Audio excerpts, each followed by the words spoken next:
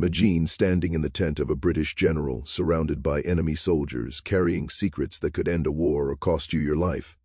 Now imagine doing this while enslaved, with no freedom, no rights, and no guarantee that the country you're risking everything for will even remember your name.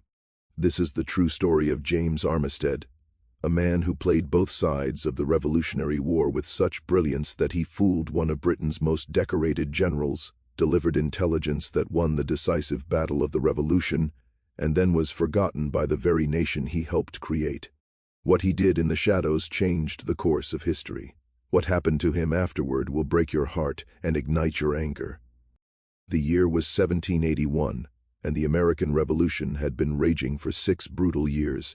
In Virginia, a young enslaved man named James worked on the plantation of William Armistead, a wealthy tobacco farmer whose loyalty to the Patriot cause was as strong as his grip on the people he owned. James was approximately 21 years old, intelligent beyond what his circumstances allowed him to demonstrate, and acutely aware that this war being fought over liberty and freedom had nothing to do with people who looked like him. James had grown up listening to the masters discuss politics, philosophy, and the rights of man over dinner while he served their food and remained invisible. He heard them quote Locke and Jefferson about natural rights and self-governance while they bought and sold human beings in the same breath. The contradiction wasn't lost on him. But James also understood something the masters didn't realize he knew. Information was power, and he had been gathering it his entire life simply by being present while being ignored. When the Continental Army established operations in Virginia, William Armistead received a request from the Marquis de Lafayette, a young French general fighting alongside Washington. Lafayette needed intelligence operatives, people who could move through Virginia gathering information about British troop movements. William Armistead, eager to contribute to the cause without risking his own neck, offered something he considered expendable: James. The proposition came on a March morning in 1781. James was called into the main house, an unusual occurrence that immediately put him on guard. William Armistead sat in his study with a Continental officer, and they explained what they wanted. James would be loaned to Lafayette to serve as a spy. He would infiltrate British camps, gather intelligence, and report back. The risks were astronomical. If caught, he would be hanged as a spy, and his enslaved status meant he had no protections under any law or military code. James listened to their proposal with his face carefully neutral, a skill he had perfected over years of survival. They were asking him to risk his life for a revolution that promised him nothing. The officer spoke of duty and patriotism, words that rang hollow when directed at a man who had no stake in either cause. But then Lafayette himself arrived, and everything changed. The Marquis de Lafayette was only 23 years old, barely older than James, but he carried himself with an idealism that was either naive or revolutionary, depending on how you looked at it. Lafayette sat down with James, not across from him like a master addressing property, but beside him like one soldier addressing another. He spoke frankly about what he was asking, acknowledged the danger, and then said something no white man had ever said to James before: "If you do this, if you succeed, I will personally ensure your freedom."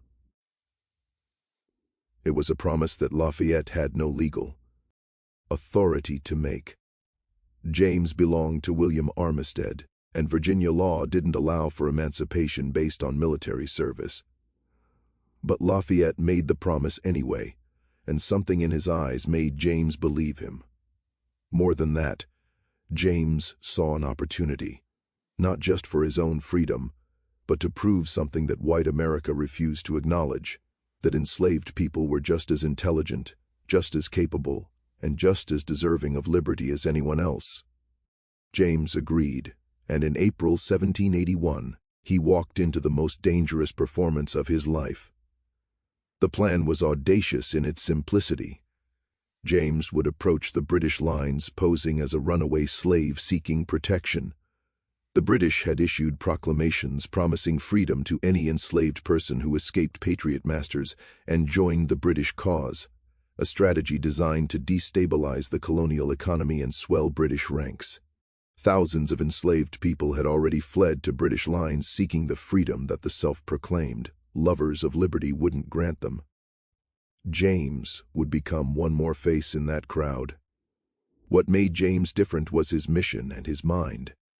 He approached the British camp near Portsmouth with a carefully crafted story. He had run from a cruel patriot master and wanted to serve the king who promised freedom. The British soldiers, accustomed to receiving runaways, barely questioned him. Within days, James was assigned to work in the camp of General Charles Cornwallis, the command of British forces in the south.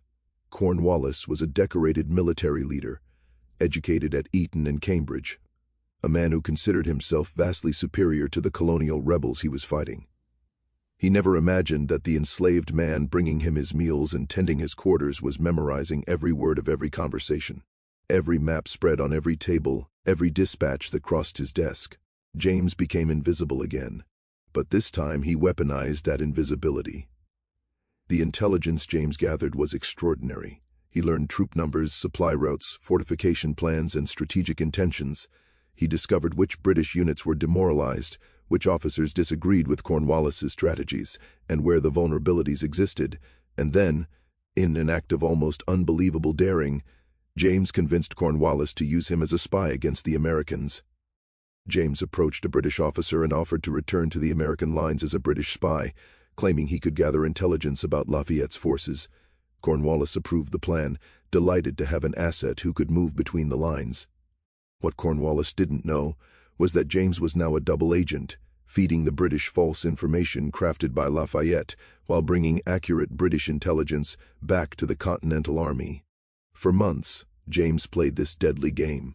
He would leave the British camp with fabricated intelligence designed to mislead Cornwallis, meet secretly with Lafatte's officers to deliver real British secrets, and then return to Cornwallis with made-up American intelligence that sent British forces in wrong directions.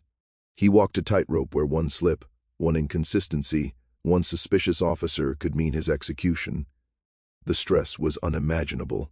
James had to remember multiple false narratives, maintain his cover identity, never show fear or intelligence in the wrong moments, and do all of this while still enslaved, still legally property, still with no rights or protections.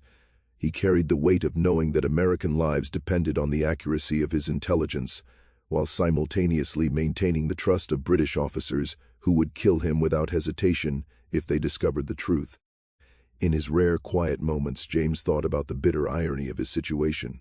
He was risking his life for American independence while still enslaved by Americans. He was gathering intelligence that would help secure liberty for colonists who denied that same liberty to him. The contradiction was maddening, but James held on to Lafayette's promise and his own determination to prove his worth in a world determined to deny it. By summer 1781, the war's decisive moment was approaching, though few realized it yet. Cornwallis had moved his forces to Yorktown, a coastal Virginia town where he planned to establish a fortified position and receive supplies and reinforcements by sea. The British strategy depended on naval superiority and the belief that American and French forces were too weak and disorganized to mount a serious siege. What Cornwallis didn't know, but James discovered and reported, was the exact composition of British defenses at Yorktown, the locations of artillery positions, the number and morale of troops, and critically, the timing of expected British naval reinforcements. James moved between the British encampments, his enslaved status making him invisible and unremarkable, and he absorbed every detail. In early September, James delivered intelligence to Lafayette that changed everything. He reported that Cornwallis was more vulnerable than he appeared, that British reinforcements were delayed, that certain defensive positions were weaker than others, and that the British were not expecting a major assault. More importantly, James had intercepted information about British naval movements that allowed the French fleet to position themselves to block British ships from reaching Yorktown. Lafayette immediately forwarded this intelligence to General Washington, who was planning a coordinated assault with French forces. Washington had been considering multiple strategies, unsure of where to commit his limited resources. James's intelligence gave Washington the confidence to commit everything to a siege at Yorktown. It was a massive gamble based largely on information provided by an enslaved spy, whom most of Washington's officers didn't even know existed. The siege of Yorktown began on September 28, 1781. American and French forces numbering over 17,000 troops, surrounded Cornwallis's army of approximately 8,000 British soldiers. The siege lasted 3 weeks, and throughout it all, James continued his dangerous work. He remained in the British lines, still posing as Cornwallis's spy, still feeding false information that prevented the British from effectively countering American strategies. James watched as the artillery bombardment began, as the trenches advanced closer to British positions, as the noose tightened around Cornwallis's army. He saw British soldiers growing desperate, food and supplies running low, morale collapsing, and he knew that his intelligence had helped make this possible. On October 17th, when Cornwallis sent out a drummer boy and an officer waving a white handkerchief to request terms of surrender, James understood that the war was essentially over. The surrender ceremony on October 19, 1781, was a moment of triumph for the American and French forces. Cornwallis, too humiliated to attend personally, sent a subordinate to surrender his sword. The British army marched out with their flags furled, their pride shattered, their American campaign ended. Lafayette was there, celebrated as a hero. Washington was there, vindicated in his strategy. French officers were there, proud of their contribution to American independence. James was there too, but not in the ceremony. He stood in the background, still enslaved, still invisible, watching the celebration of a freedom he had helped secure but could not share. No one mentioned his name. No one acknowledged his contribution. The other soldiers and officers who saw him, if they noticed him at all, saw only what they expected to see: an enslaved man, property, unremarkable. After Yorktown, as the British forces were processed and arrangements made for their departure, something remarkable happened. British officers, including some who had worked closely with Cornwallis, saw James and began to realize they had been deceived. The enslaved men they had trusted, whom they had sent behind American lines, had been working against them the entire time. The recognition of how thoroughly they had been outsmarted by someone they considered inferior was a humiliation that stung deeper than military defeat. Lafayette, true to his character, immediately began working to fulfill his promise to James. He wrote to William Armistead requesting James's emancipation in recognition of his invaluable service to the American cause. William Armistead refused. The law was clear: James was property, and property rights were sacred in Virginia, more sacred apparently than military service or promises made by French generals. Lafayette petitioned the Virginia General Assembly, writing detailed accounts of James's espionage work and arguing that his contributions had been essential to American victory. The Assembly acknowledged James's service with official commendation but refused to grant freedom, citing the precedent it would set. If one enslaved person could earn freedom through military service, others might expect the same, and Virginia's entire economic system depended on maintaining slavery. James returned to William Armistead's plantation, the man who had infiltrated the enemy's highest command, who had deceived one of Britain's best generals, who had provided intelligence that helped win the decisive battle of the American Revolution, went back to picking tobacco and being treated as property. The cognitive dissonance was staggering. For years, James lived in this limbo. The war ended in 1783. The Constitution was written in 1787, promising liberty and justice while explicitly protecting slavery.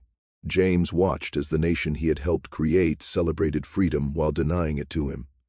Lafayette returned to France, still fighting for James's freedom from across the ocean, but unable to overcome Virginia's legal system.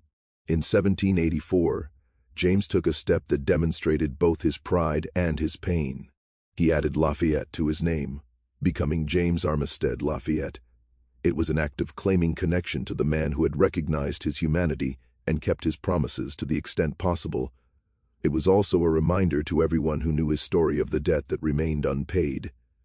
The breakthrough came in 1787, when Lafayette returned to America and personally appeared before the Virginia General Assembly. He brought documentation, testimonials, and his own considerable influence to bear on James's case. He argued that if Virginia truly believed in the principles of the Revolution, it could not in good conscience continue to enslave a man who had risked everything for American freedom. On January 9, 1787, the Virginia General Assembly finally passed a private Emancipation Act, freeing James Armistead Lafayette. He was approximately 27 years old, and had spent 6 years fighting for a freedom that took 6 more years to receive. The act included a provision granting James $40 in compensation and an annual pension of $60 in recognition of his service, one of the very few times Virginia acknowledged the military contributions of an enslaved person. James settled on a small farm in Virginia, married, raised a family, and lived as a free man for the rest of his life. In 1824, when Lafayette returned to America for a grand tour celebrating the Revolutionary generation, James traveled to meet his old commander. The reunion was captured in multiple accounts, 2 old soldiers embracing, one celebrated as a hero of 2 nations, the other forgotten by the history books being written even then. James Armistead Lafayette lived until 1830, dying at approximately 70 years old. His obituary in local newspapers was brief, and within a generation, his story had faded from public memory. The history books being written about the Revolution focused on the battles, the generals, the founding fathers, and the grand ideas. There was no room in that narrative for an enslaved spy whose intelligence had been crucial to victory.